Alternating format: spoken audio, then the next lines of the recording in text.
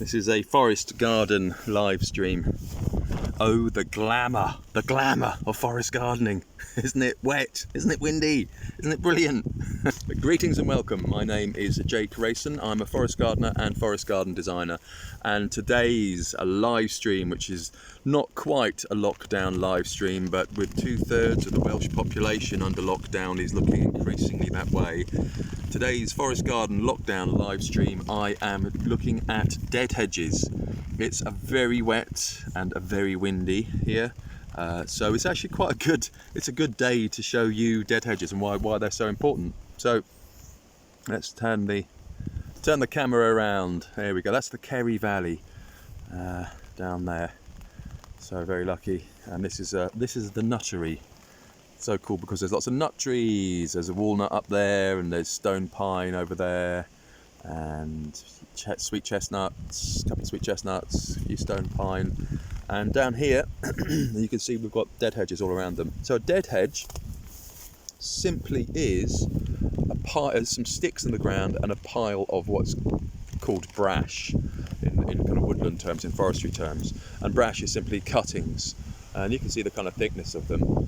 And these, usually we would have been burning these because you use a bit for kindling, but you don't need that much kindling, and they're not really big enough for logs on the fire. So you kind of put them in a big pile and burn them a couple of times a year. But dead hedges are a fantastic way of using up kind of hedges. So if you've got any kind of like cuttings that you're using, you can use it for creating dead hedges. And as you can see, I've just got any old posts stuck in the ground. You can use bits of wood fashioned into posts. I've used old fencing posts, an old pole, and then you quite literally stack. You quite literally stack brash into the dead hedge, and that's it. And it's not actually, it's not pretty, but it does the job. And I'll show you it doing its job. Oops, I got some cotoneaster. Which have been blown off. Oopsie days. Yeah, do make sure you bang it down. Keep it. It's been a bit blown off. Oh dear. Anyway, so this is a pecan. Can't remember which one it is. Carlton, I think. Not terribly sure. You can grow pecans in the UK, in the warmer parts of the UK. We're quite close to the coast, so this is and it's doing really, really well. It's kind of grown really well. I'm very happy with that. And then that is its protection. There's some cotoneaster cuttings and what do you call it? Camellia, yeah, with the little pink flowers in the spring. So we cut that back, and we just use your old garden cuttings and put them in. So that is a very, very simple, what I call a brutalist dead hedge. So it's just kind of very, very, very big slab. That's a prevailing wind, and that's the protection that you get for it. So there we go. Right, and you can see Wednesday is bins day, and you can see it's actually the other really good thing, if you've got any kind of land at all, this is going to be, this area here is about an acre and a half, and I'm putting some more hazels in, and there's some autumn olive and Italian alder at the back. But what a dead hedge actually does, you plant the trees in first, it acts as a temporary windbreak, and then the idea then is, down the line, the next thing to go in would be a living windbreak hedge. So I'll be clearing some space and putting a windbreak hedge in here, staggered up the hill, and then they will provide protection for the growing trees. But the dead hedge provides that temporary protection. So what you're doing is brilliant, because it will all rot down. I'll show you an example in a little bit of my first dead hedge, which I did a couple of years ago. So it all kind of rot down, and yeah, you'll just be left with a pile of kind of rotted old branches and stuff. Another thing to note as well, I've got to stagger up the hill. Another thing to note as well is that you can use it as a place to put what would normally be burned. So a great example here is bramble and Have I got any bramble in here? Oh, maybe I haven't got any bramble here. But yeah, but you can put bramble on the top and it will dry out, because most of the time when it's not raining, it's actually pretty dry. There we go, you've got some bramble here. And it won't root, if you put bramble in a compost heap, the real danger is it'll just start growing. So never ever do that. But if you put bramble on a dead hedge, it'll dry out and then it will die off.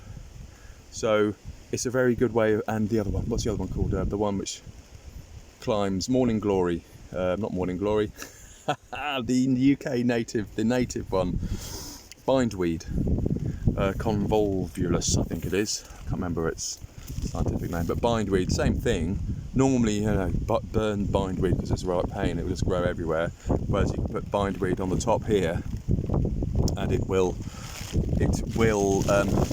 dry out and kill it off. So that saves burning. So not half as much burning, which is brilliant, really, really good. And I'm just going to pop over here and show you the stone pine. So we've got a couple of stone pines now, Pinus pinea, I think, and they are protected. So they're doing really well. And it's just that needs topping up. And what happens is you put the brash in, and it all starts to crumble and get smaller, and you just keep on topping up. And this is the time of year that you top things up. So what I will do now is to show you you can make mini dead hedges. Oh, so that's the walnut, quite a big tree, and that's doing very well too. But what you can also do is mini dead hedges, and these are very much worth it. If you're planting trees, there's no point putting in a big tree. I mean, if you've got a big tree, then that's great. But if you've only got small trees, to be honest, they'll catch up. So this is really, really handy. These little bits of wood, these kind of sticks, they're from the local timber yard, and they charge me 20 pence for 50 of them or something. They take pity on me and say, Jake, have some more of these bits of wood. And they're brilliant little stakes for the polytunnel, for the veg bed, and also for making mini dead hedges. And yeah, so if you've got a timber yard nearby, these are used as spacers for like big planks and stuff. So they're well worth getting hold of. And you can use them all around the garden. And I've just made a mini dead hedge here, because I ran out of big sticks. And it provides not as much protection, and it does need kind of topping up as well. But this is an Italian alder grown from a whip, like a really young one. So it's kind of doubled in size since I planted it last winter. And it really does help with the protection. It really makes a difference. And the other garden, which I won't have time to show you, I have an Italian alder. Same kind of situation. So you can see, whoa, that's the windy valley, and that's where the wind is coming from, the west, south and the west. And then I've gone through 3 Italian alders before I kind of went, I'll make a dead hedge. So I made a dead hedge for that one. So mini dead hedge, Italian alder, much happier plant. And this is a slow process, kind of for any kind of forest garden on any scale. So lots of bramble. Might have to invest in a brush cutter to be able to keep on top of the bramble, because the normal lawnmower can't hack it. There's an Italian alder in there, right, and then a sweet chestnut. So you get the idea. Oh, I can't help myself. Have to have a look. Yeah, not doing too badly. That got by the frost. You can see the frost damage from earlier on those leaves, and those are the leaves with frost damage, and those are new leaves at the end. Remarkable difference. So yeah, it takes a while. So for this area, this will be like one of the last areas to be done. We'll keep the bramble cut back and just encourage the trees, and gradually the next thing to do will be to plant windbreak hedges, and then section by section clear the grass and the bramble and put down ground cover, and then put in shrubs. You know, it's very slow. This will be, it's a few years project. That's another sweet chestnut down there, and then another Italian alder, starting to get a bit swamped by bramble, so that's the job for the winter. sweet chestnut over there. So, wow, this is the coppice which I planted 4 years ago. So that's a cherry, that's alder and cherry, and prunus caricifera, I can't remember what it's called. So anyway, so now on to, so we've had the brutalist dead hedge and the mini dead hedge. Now I wanted to show you another form which is actually very, very useful. This is the ornamental forest garden up here. So this is the entrance for the more ornamental forest garden, and excuse me, this is the, it's quite funny that it's got trees which run on the old track down the side here. So it's a bit shady in parts, but the wind will whistle down, like you can see underneath. So I put a cornice hedge in, which has grown brilliantly. It's a bit too dry and shady for it. And then from the west, again, there's ash trees and cherry, and this kind of blocks off a holly, and this kind of blocks off some of the wind, but again it whistles through underneath. So what you can do with your stakes, either homemade or you can buy them from a timber yard, you use the fence, an existing fence, as one side. So this is an existing stock fence with barbed wire, sheet wire on it, and then put in your stakes and then fill up the gap with brash, bits of wood, and that will provide some extra protection. So I've got some stakes in. Quick word, so this is using existing stock fence as one side of a dead hedge. So it's a very kind of handy tip. These, apart from being a perching point for a bird of some sort or other, these are 1.5 meters, and I'm not very good with sizes. What is that? 2 inches diameter, so 5 centimeters diameter, and they're really cheap. They're like £1.80 or something. So I bought 60 of them to make more dead hedges. But they're very, very good size. They're perfect size. You don't have to go to the expense of fence posts. So that's one way of doing it, and they're spaced out about 1 every metre. So that's £2 per metre. So you can see I've got some more over there which I haven't yet used. There we go. So that's the third type. Can't remember how many types I was going to do actually. So what you would do depends on the situation and where the hedge is and where the fence is. But ideally, you would put you can use a dead hedge in combination with a living hedge. The dead hedge will protect the plants until the living hedge, the living windbreak hedge, gets established. So here, I'm going to show you the old dead hedge. So here, we're very lucky in that our next door neighbour who left the UK because of Brexit, now living in Spain, he gave us a whole load of autumn olive. So I've planted the autumn olive down here. This is going to be a windbreak hedge, but as you can see, it's not actually providing much of any protection at all. It'll take a while. The Elaeagnus umbellata grows to 4 meters diameter, I think, something like that. I can't remember. 5 meters high, 4 meters diameter, and this will be a big, thick hedge eventually. Give it a few years, but it's the gap in between. So if I really wanted to put a dead hedge in here, I'd put one, point with my finger, I'd put one behind, where's my finger gone? I'd put one down here, put a dead hedge down here, living windbreak hedge here, and then provide some protection for the garden. So, and I'm just going to show you what happens to a dead hedge over time.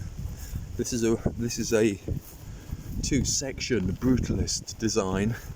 my first dead hedge, and it starts to decompose, and it's brilliant, and it's really good habitat. So I haven't talked about the benefits of a dead hedge. So it's really good habitat for a range of invertebrates, and it provides shelter, and it's a food source for birds on the invertebrates. So it's doing lots of jobs, and it's providing protection. That's for a bamboo which is called Pitts. Oh crikey Moses, my brain is not in gear today with plant names. Pitts white. Oh, I can't remember. Anyway, it's a bamboo, and this is what happens. It's all starting to decompose. On these, I made these posts myself, so you can make your own posts. And they're pretty solid still. So you can do that if you can't afford to get fence posts. It obviously takes a bit longer. And what you can do as well, this is protecting the bamboo from the southwesterly winds. And what you can also do is grow another plant, a climber, up the dead hedge. So this is a what the hell is it called? I can't remember. Tayberry. So it's a thornless climber. Tayberry is a cross. Oh God, I'm going to get this all wrong today. Tayberry is a cross between a blackberry and a raspberry, I think, but I'm not sure. Or is it a loganberry? Oh, I can't remember. But you get the idea. It's a climber. It's a fruiting climber. It's kind of straggling right the way along the dead hedge, and then I'll move it out of the way, top up the dead hedge, and we'll get some berries off that next year, hopefully. And you can see it's going, oh, it is there. It's all in there as well. So that's my first ever dead hedge. Immensely proud today that was. Okay, and then finally, what I'll be doing is to show you what happens. And you can see, you can hear the wind coming in.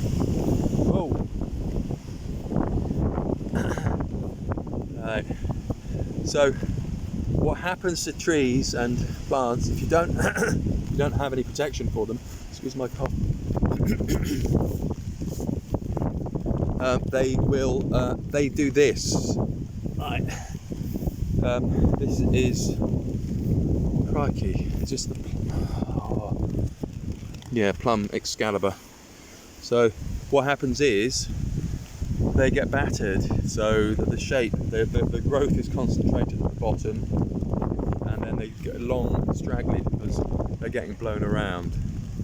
And that happened with the apple tree. There's an apple tree over there, which is possibly Poppitsaurus. There's a story behind Poppitsaurus. No, that's Ashmead's kernel. And the same thing, it's all kind of gone a bit straggly, a bit upright. So they kind of need protecting. So what I'm going to do is, with those fence posts, is build another dead hedge. And the idea is, I haven't really put them in properly yet. I've put them in. I'll put them in down here, and they'll go around, kind of maybe a bit tighter than that curve there, and they'll provide protection for these fruit trees, for the plum tree. There's a viburnum, and there's another apple tree over there, and there's a stone pine down here, and this dead hedge will provide some protection for those trees. So it's kind of simple, because it is a little bit too windy up here. I should have done this a year ago. So this is another. Right, I'm going to take the umbrella off. Whoa.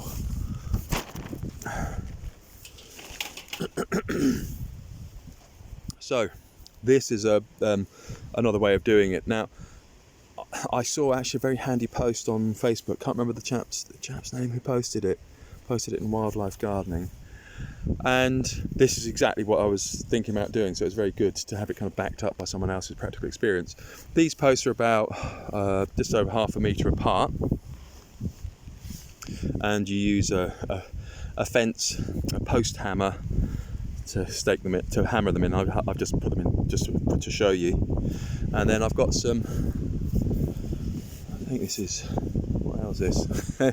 It's either sycamore or willow.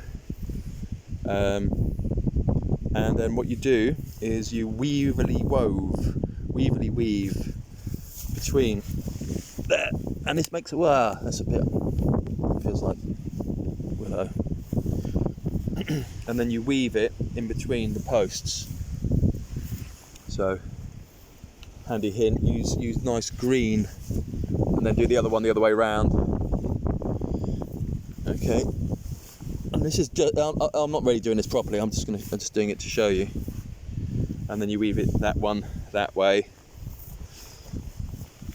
and then you get this one and you do it you do it the other way, that way, and then you tap it down, and then you'll build it up. Yep, and then that'll run down there, and it's an amazing how much wood it actually uses to make up a dead hedge. So that's kind of weaving it. Now the advantage of that is it's much neater, and you can actually I'm sure you can make it really tight as well. So it's like it's almost starting to get into like making a hurdle, like the out of willow, the hurdle fences that you see.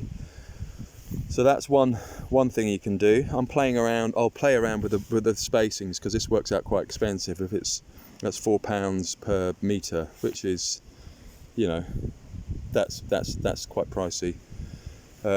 So I might lengthen it and then make sure I get long bits. Depends what kind of brash you have kicking around.